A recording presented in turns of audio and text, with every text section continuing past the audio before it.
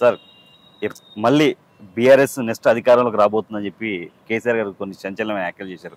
అలాగే పోలీసు వాళ్ళకి కొంతమందికి చిన్న వార్నింగ్ లాంటిది కూడా ఇవ్వడం జరిగింది. రాసి పెట్టుకోండి, మీరు డైరీలో రాసి పెట్టుకొని నెక్స్ట్ వచ్చేది బీఆర్ఎస్ అని. పోలీసు వాళ్ళు మీరు రాజకీయాలకు ఎందుకు జోక్యం చేసుకుంటారు, ఆ సోషల్ మీడియా ఎవరైతే బీఆర్ఎస్ పనిచేస్తారో వాళ్ళందరినీ అరెస్ట్ చేస్తారు, అక్రమ అరెస్టులు అని చెప్పి మాట్లాడడం జరిగింది. మీకు ఒక విషయం చెప్పేదా, ఒక జర్నలిస్ట్ నాకు బాగా క్లోజ్ ఫ్రెండ్ కూడా, ఆ జర్నలిస్టు కేసీఆర్కి కరోనా వచ్చింది అని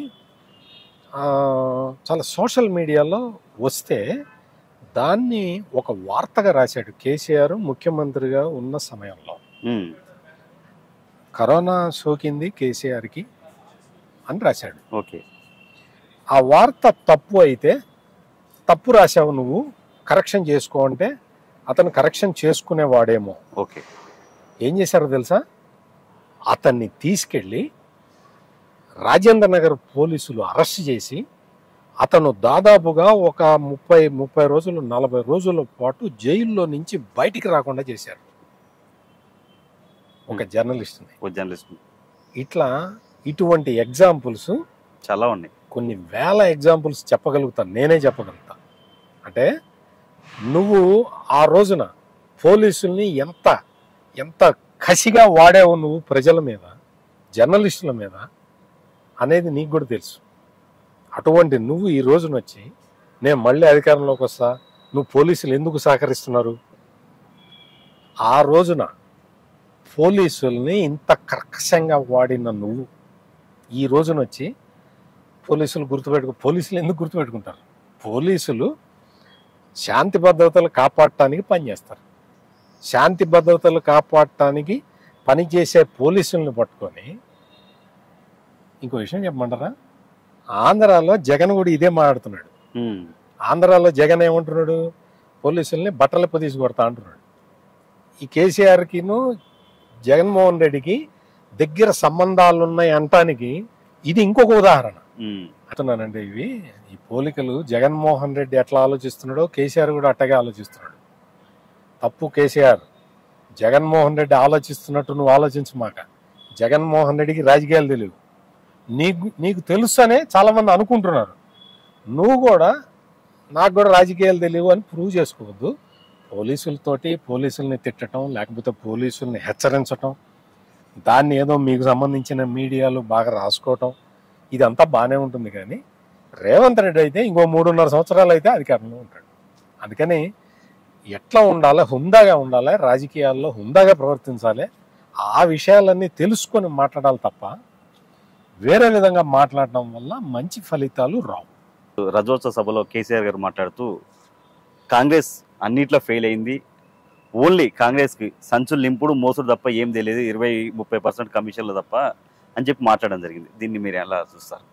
ఒకసారి కాళేశ్వరం ప్రాజెక్టు గురించి, ఆ మొత్తం కుంగిపోతున్న పిల్లర్ల గురించి, అన్నారం సుందిళ్ళ బ్యారేజీలు ఎట్లా ఉన్నాయి ఏంటి మొత్తం అవి చూస్తే, అంటే కమిషన్లు ఎవరు తీసుకున్నారు అనేది అర్థం చేసుకోవచ్చు. చాలా మంది కాంట్రాక్టర్ సచివాలయంలోకి వెళ్ళి గొడవ చేశారు, సర్పంచులకు బిల్లులు రాక ధర్నా చేశారని చెప్పి మాట్లాడడం జరిగింది. ఇప్పుడు ఇక్కడ ఏంటి అంటే, కాంగ్రెస్ పార్టీ బాగా చేస్తున్నదా లేదా అనేది పక్కన పెట్టండి. ముడుపులు తీసుకుంటున్నారు, సంచులు మోస్తున్నారు అనే ఆరోపణలు కరెక్ట్ కాదు. అటువంటివి చెయ్యటం కేసీఆర్ లాంటి వ్యక్తికి కరెక్ట్ కాదు. ఎందుకు అంటే అది చేసినట్టు నువ్వు రెడ్ హ్యాండెడ్గా పట్టుబడ్డావు. ఇప్పుడు కాళేశ్వరం ప్రాజెక్టు విషయంలో నువ్వు ముడుపులు తీసుకున్నావు అన్న విషయము అది రెడ్ హ్యాండెడ్గా ఇప్పుడు నలుగుతూ ఉన్నది. మొత్తం తెలంగాణ మొత్తం సమాజం మొత్తం దాని గురించి చర్చించుకుంటున్నది. నువ్వు ఆ ప్రాజెక్టుల్లో, ఆ బ్యారేజీల్లో నీళ్లు నింపలేకపోతున్నది ప్రభుత్వం. నీళ్లు నింపితే కొట్టకపోతుందేమన్న భయం పుడుతున్నది.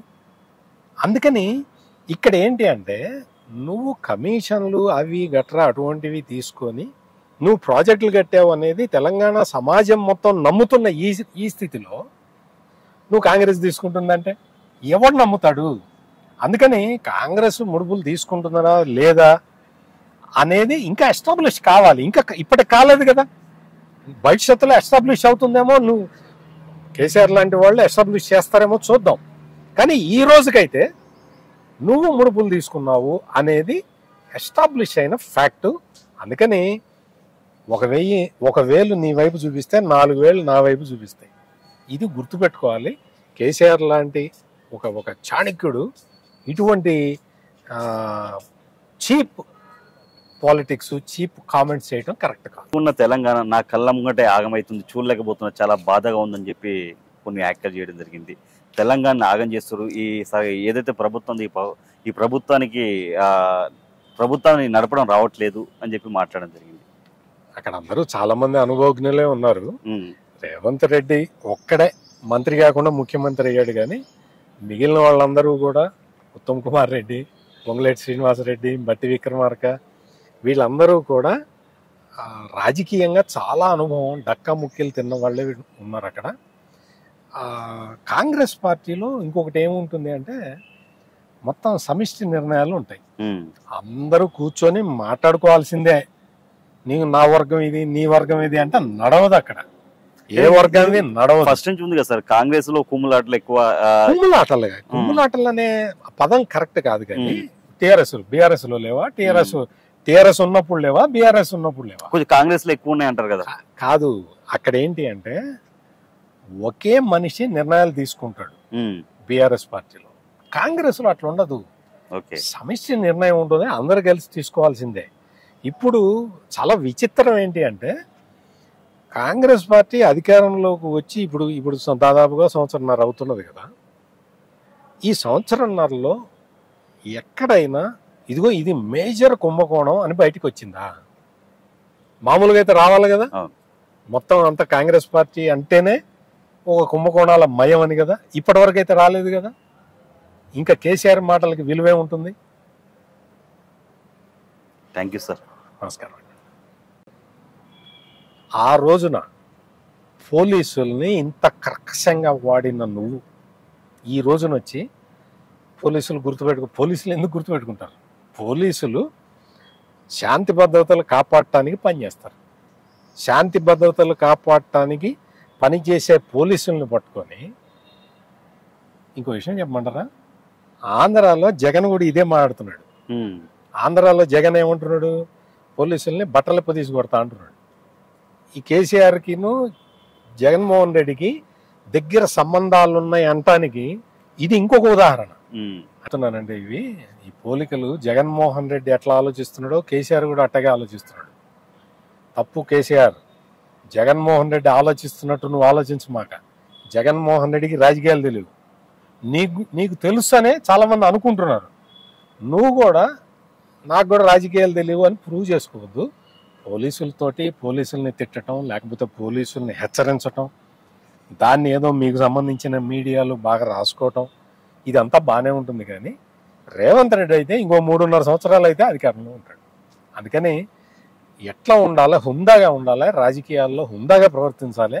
ఆ విషయాలన్నీ తెలుసుకొని మాట్లాడాలి తప్ప వేరే విధంగా మాట్లాడడం